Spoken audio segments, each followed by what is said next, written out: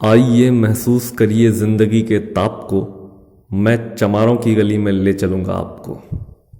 चमारों की गली, अदम गोंडवी जी की ये कविता सामंती नंगई का ऐसा पर्दाफाश करती है कि जब जब भी दलितों पर अत्याचार का जिक्र होगा, यह कविता एक स्तंभ की तरह समय की गवाही देती रहेगी। जाति से ठाकुर होने के बाद भी उन्होंने अपने गांव जवार के लोगों से जो दुश्मनी मोल ली, वही उन्हें त्रस्त और आबादी का नीति पसंद कबीर बनाती है। अदम किताबी और सुरक्षित कविता ना लिखकर ऐसी कविता लिख रहे हैं कि जो उन पर शासन का ही नहीं बल्कि सामंती सोच का भी डंडा बरसा सकती है। पर कबीर अकबर से कहाँ डरते हैं, तो आइए सुनते हैं।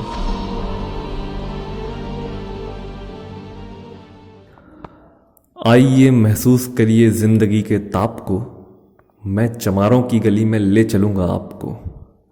जिस गली में भुखमरी की यातना से ऊब कर मर गई फुलिया बेचारी कल कुएं में डूबकर।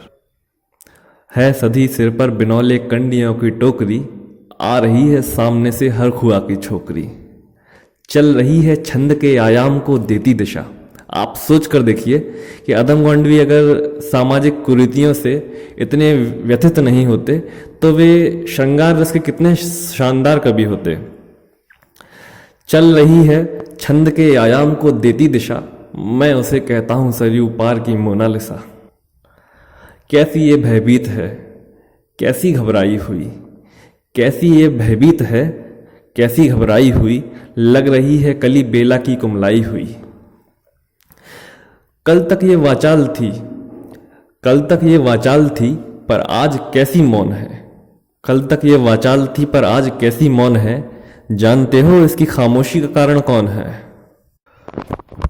थे यही सावन के दिन हरकू गया था हाट को, सो रही बूढ़ी ओसारे बिछाए खाट को। डूबते सूरज की किरणें खेलती थी रेत से, घास का गट्ठर लिए वह जा रही थी रेत से। आ रही थी वह चली खोई हुई जज्बात में, क्या पता था उसको कोई भेड़िया है खात में। होनी से अनभिज्ञ कृष्णा बेखबर राहों में थी, मोड़ पर घूमी तो देखा अजनबी बाहों में थी। चीख निकली तो भी होठों में ही घुट कर रह गई, चीख निकली तो भी होठों में ही घुट कर रह गई। छटपटाई फिर चीखी फिर ढीली होकर रह गई। दिन तो सरियों के कछारों में थकप का ढल गया, वासना की आग में कौमार्य उसका जल गया। और उस दिन ये हवेली हंस रही थी मोद में, होश में आई तो कृष्णा थी पिता की गोद में। जुड़ गई थी भीड़ जिसमें जोश का सैलाब था, जो भी था अपनी सुनाने के लिए बेताब था। बड़ के मंगल ने कहा काका तू कैसे मौन है, बड़ के मंगल ने कहा काका तू कैसे मौन है, पूछ तो आखिर बेटी से वो दरिंदा कौन है। हो कोई संघर्ष हम पांव मोड़ेंगे नहीं, कच्चा खा जाएंगे उसको जिंदा छोड़ेंगे नहीं। कैसे हो सकता है कि होनी कह के हम टाला करें, कैसे हो सकता है कि होनी कह के हम टाला करें, और ये दुश्मन बहू बेटी से मुंह काला करें। बोला कृष्णा से बहन सो जा मेरे अनुरोध से, बच नहीं सकता वो पापी अब मेरे प्रतिशोध से। पड़ गई इसकी भनक थी ठाकुरों के कान में, वे इकट्ठे हो गए सरपंच की दालान में। दृष्टि जिसकी है जमी भाले की लंबी नोक पर, देखिए सुखराज सिंह बोले हैं खैनी ठोक कर। क्या करें सरपंच भाई क्या जमाना आ गया, कल तलक जो पांव के नीचे था रुतबा पा गया। कहती है सरकार आपस में मिलजुल कर रहो, सुअर के बच्चों को कोरी नहीं अब हरिजन कहो। देखिए ना ये जो कृष्णा है चमारों के यहाँ, पड़ गई है सीप सी मोती गंवारों के यहाँ। जैसे बरसाती नदी अल्हड़ नशे में चूर है, हाथ पुट्ठे पर न रखने देती है मगरूर है। भेजता भी है नहीं ससुराल इसको हर कुआ, फिर कोई बाहों में इसको भींच ले तो क्या हुआ।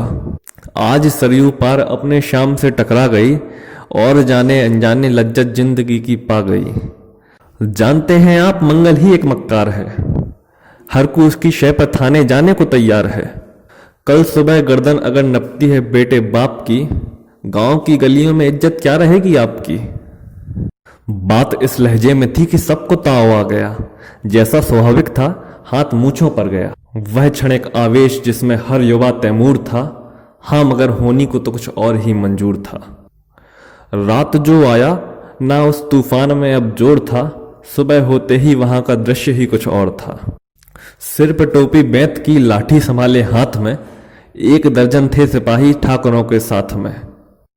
घेर कर बस्ती कहा हल्के के थानेदान ने, जिसका मंगल नाम हो वह व्यक्ति आए सामने। निकला मंगल झोपड़ी का पल्ला थोड़ा खोलकर, तभी एक सिपाही ने लाठी चलाई तोलकर। गिर पड़ा तो बड़ के सिर पे बूट से ठोकर दिया, गिर पड़ा तो बड़ के सिर पे बूट से ठोकर दिया। बोल साले माल जो चोरी का था उसका क्या किया? कैसी चोरी माल कैसा? जैसे उसने ये कहा, एक लाठी फिर पड़ी और होश फिर जाता रहा। होश खोकर वह पड़ा था झोपड़ी के द्वार पर।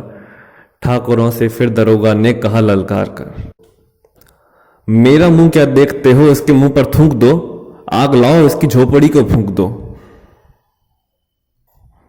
और फिर प्रतिशोध की आंधी वहां चलने लगी, और फिर प्रतिशोध की आंधी वहां चलने लगी।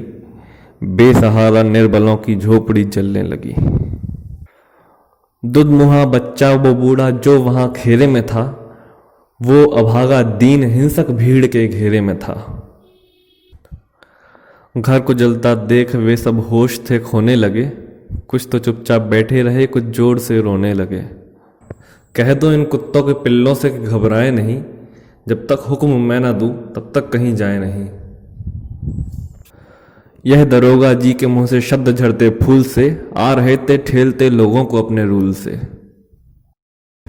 फिर दहाड़े इनको डंडों से सुधारा जाएगा, ठाकुरों से जो भी टकराएगा वो मारा जाएगा।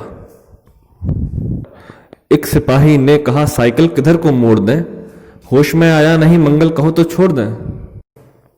बोला थानेदार मुर्गे की तरह मत बांग दो, होश में आया नहीं तो लाठियों पर टांग दो। ये समझते हैं कि ठाकुर से उलझना खेल है, ऐसे पाजी का ठिकाना घर नहीं है जेल है।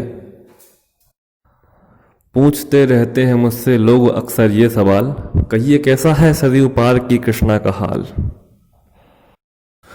उनकी उत्सुकता के शहरी नग्नता के ज्वार को, सड़ रहे जनतंत्र के मक्कार पैरोकार को, धर्म संस्कृति और नैतिकता के ठेकेदार को, प्रांत के मंत्रीगणों को, केंद्र की सरकार को मैं निमंत्रण दे रहा हूं आए मेरे गांव में।